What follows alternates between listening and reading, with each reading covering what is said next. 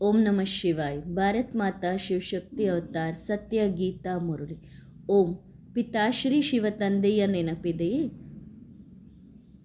ಮುರಳಿಯ ದಿನಾಂಕ 21/2/2026. ಪ್ರಾತಃ ಕ್ಲಾಸ್.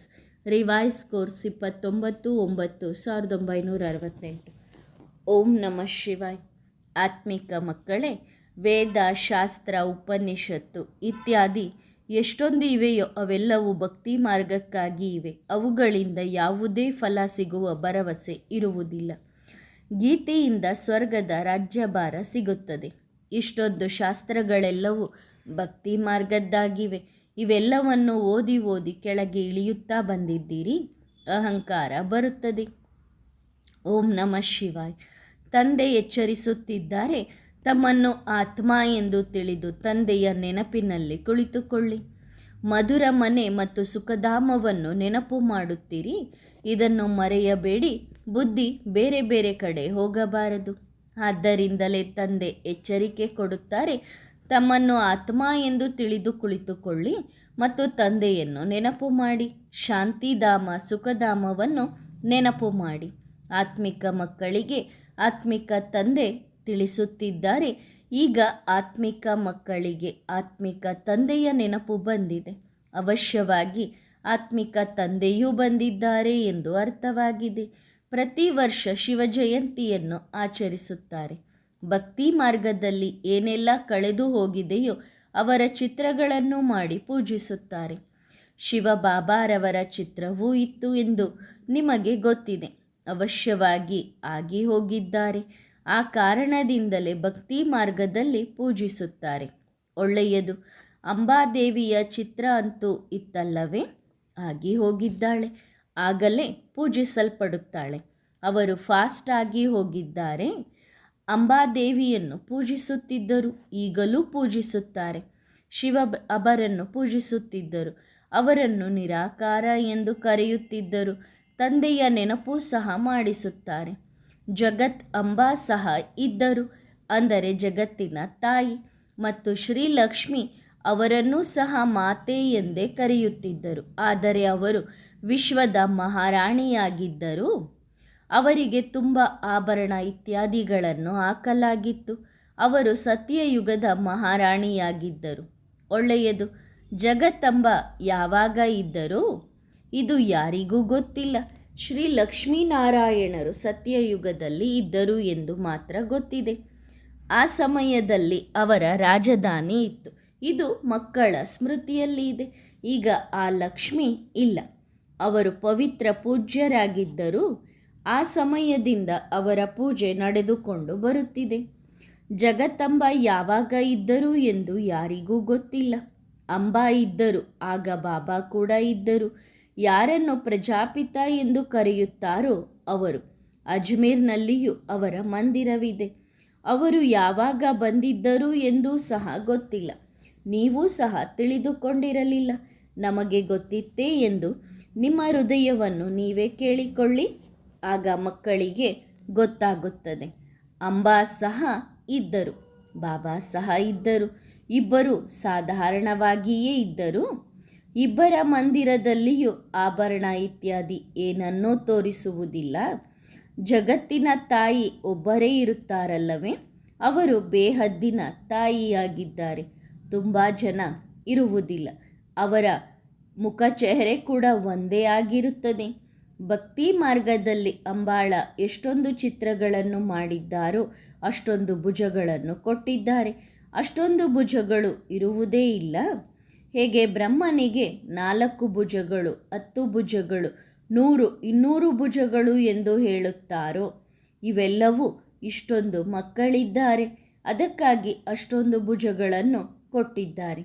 ಅಗಣಿತ ಅಂದರೆ ಲೆಕ್ಕ ಇಲ್ಲದಷ್ಟು ಭುಜಗಳನ್ನು ತೋರಿಸಿದ್ದಾರೆ. ವಾಸ್ತವದಲ್ಲಿ ಭುಜಗಳು 2 ಇರುತ್ತವೆ. ಅದೆಲ್ಲವೂ ಭಕ್ತಿ ಮಾರ್ಗದ ಜ್ಞಾನವಾಗಿದೆ. ಈಗ ನಿಮಗೆ ಸ್ಮೃತಿ ಬಂದಿದೆ. ಬೇರೆ ಯಾರ ಸ್ಮೃತಿಯಲ್ಲಿಯೂ ಈ ವಿಚಾರ ಬರಲು ಸಾಧ್ಯವಿಲ್ಲ. ಶಿವ ಬಾಬಾರವರ ಮಂದಿರವೂ ಇದೆ. ಜಗತ್ತಂಬ, ಪ್ರಜಾಪಿತ ಬ್ರಹ್ಮನ ಮಂದಿರಗಳು ಬಹಳ ಇವೆ.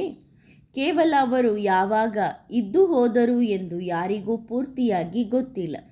ನೀವು ಮಕ್ಕಳ ಬುದ್ಧಿಯಲ್ಲಿ ಇಡೀ ಸೃಷ್ಟಿಯ ಆದಿ ಮಧ್ಯ ಅಂತ್ಯದ ಜ್ಞಾನವಿದೆ. ಮುಖ್ಯ ಚಿತ್ರ ಇದೇ ಆಗಿರಬೇಕು. ಜಾಸ್ತಿ ಚಿತ್ರಗಳು ಇಲ್ಲ.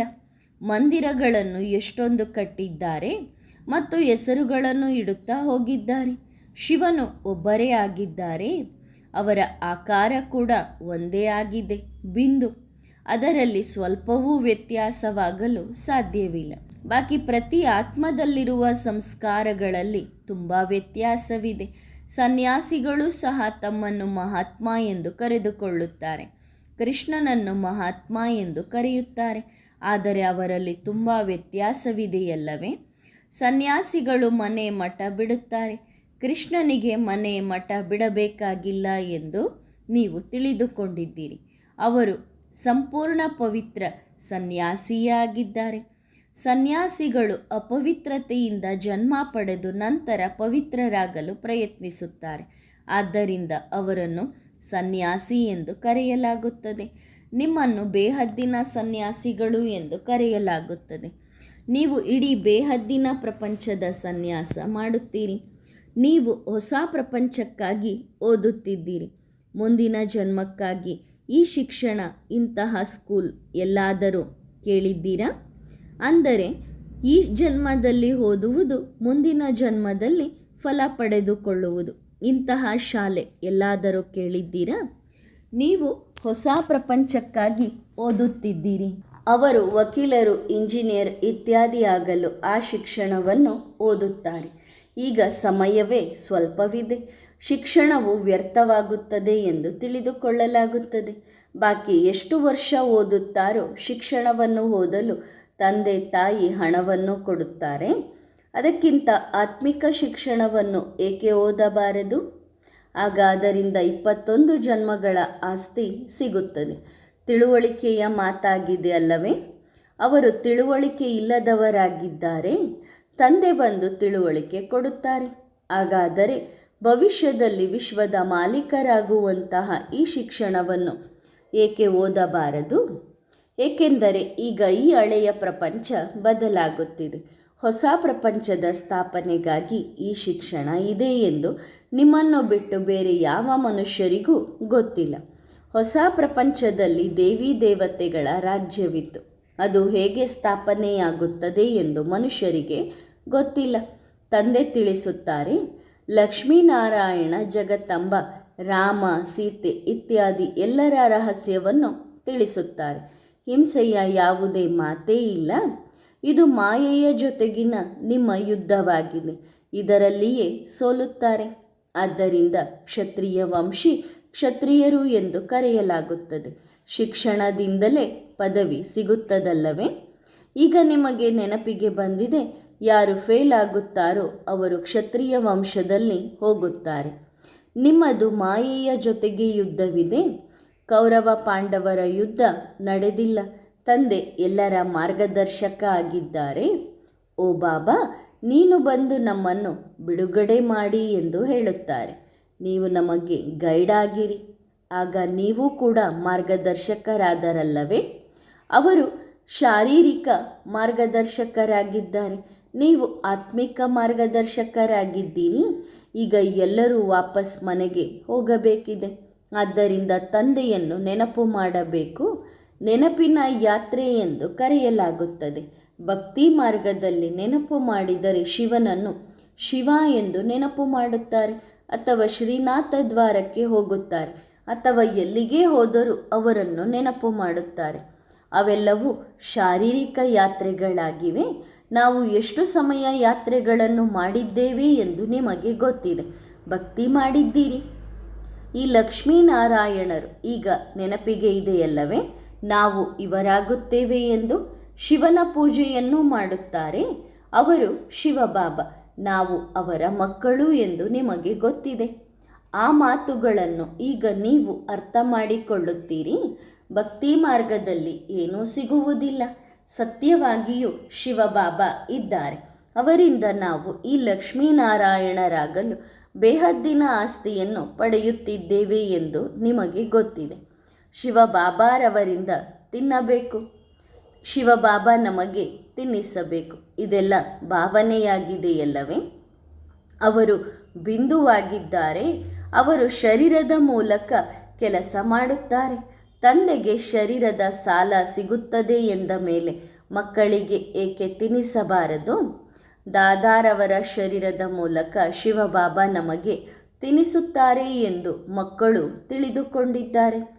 ಆ ಮುಖದ ಮೂಲಕ ಶಿವಬಾಬಾ ನಮಗೆ ಓದಿಸುತ್ತಾರೆ. ಇದು ಅವಿನಾಶಿ ಜ್ಞಾನ ರತ್ನವಾಗಿದೆ. ನೆನಪಿನ ಯಾತ್ರೆಯಿಂದ ನೀವು ಪವಿತ್ರರಾಗುತ್ತೀರೋ ಅಥವಾ ಗಂಗಾ ಸ್ನಾನದಿಂದ ಪವಿತ್ರರಾಗುತ್ತೀರೋ? ಇದು ಪ್ರಪಂಚದಲ್ಲಿ ಯಾರಿಗೂ ಗೊತ್ತಿಲ್ಲ. ನೀವು ಮಕ್ಕಳು ತಿಳಿದುಕೊಂಡಿದ್ದೀರಿ. ಅದೂ ಸಹ ಸಂಪೂರ್ಣ ಧಾರಣೆಯಾಗಬೇಕು.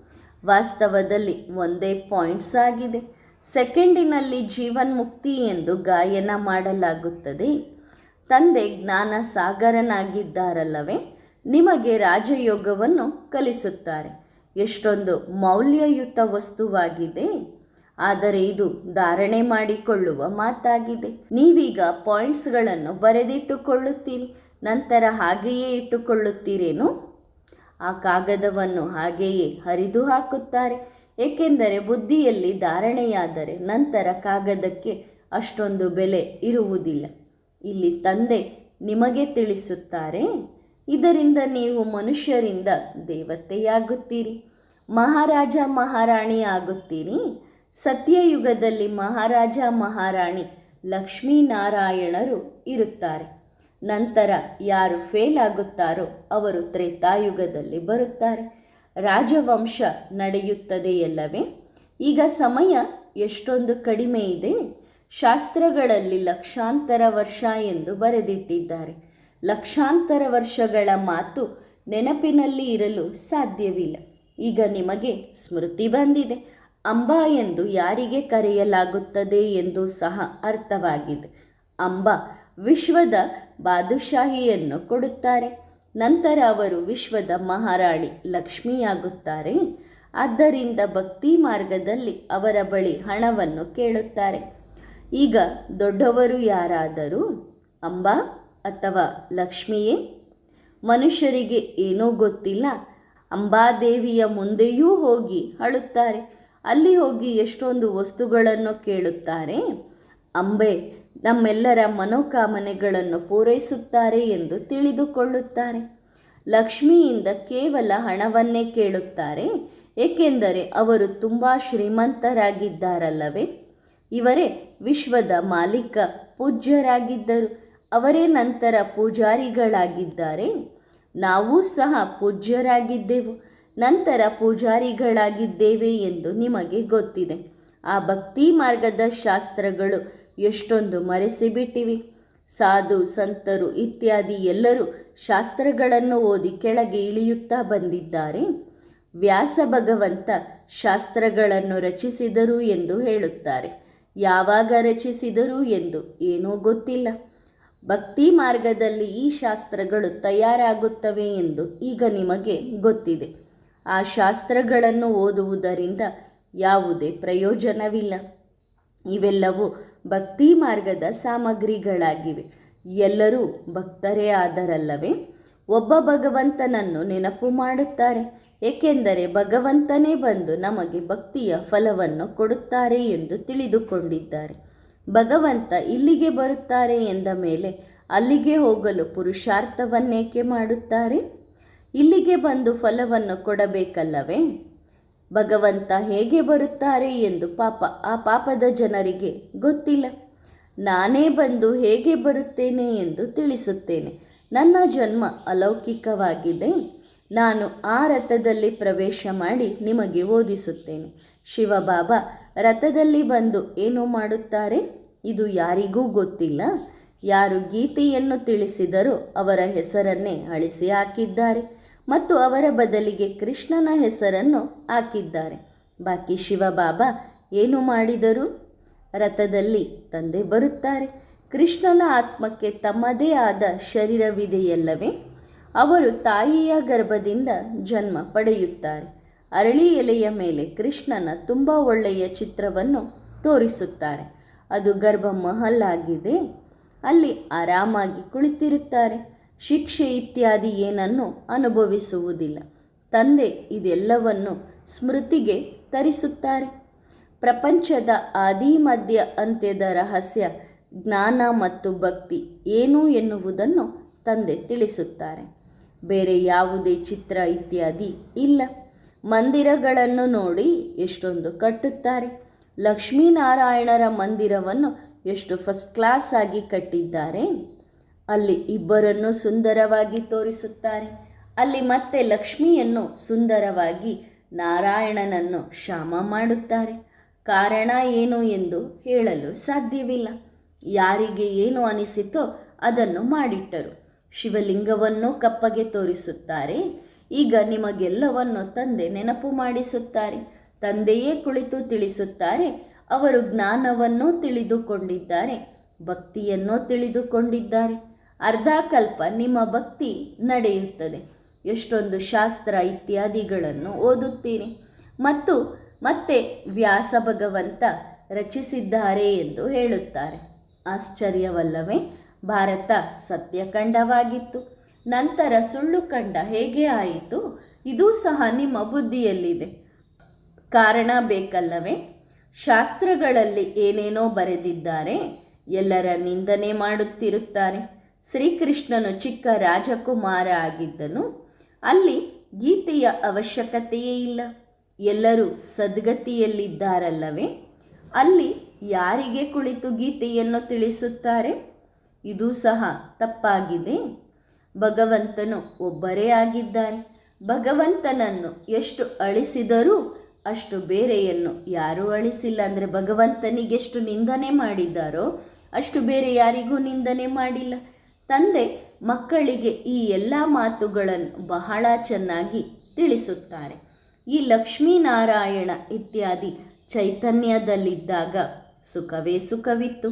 ಎಲ್ಲ ಧರ್ಮದವರು ಅದನ್ನು ಬೈಷ್ತ ಗಾರ್ಡನ್ ಆಫ್ ಅಲ್ಲಾ ಎಂದು ಕರೆಯುತ್ತಾರೆ.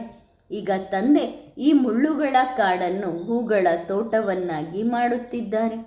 ಅದರಲ್ಲಿ ಯಾರೆಲ್ಲ ಹೂಗಳಾಗುತ್ತಿದ್ದಾರೆ ಎಂದು ಶಿವಬಾಬಾ ನೋಡುತ್ತಾರೆ ಎಂದು ನಿಮಗೆ ಗೊತ್ತಿದೆ. ತೋಟದಲ್ಲಿ ವಿಧ ವಿಧವಾದ ವೆರೈಟಿ ಹೂಗಳಿರುತ್ತವೆ.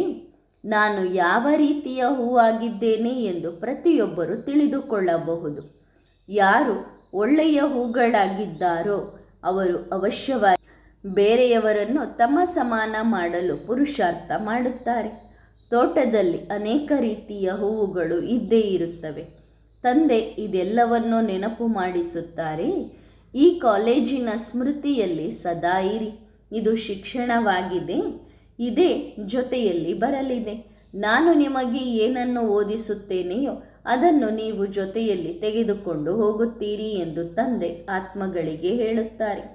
ನನ್ನಲ್ಲಿ ಯಾವ ಜ್ಞಾನ ಇದೆಯೋ ಅದನ್ನು ನಾನು ನಿಮಗೆ ತಿಳಿಸುತ್ತೇನೆ.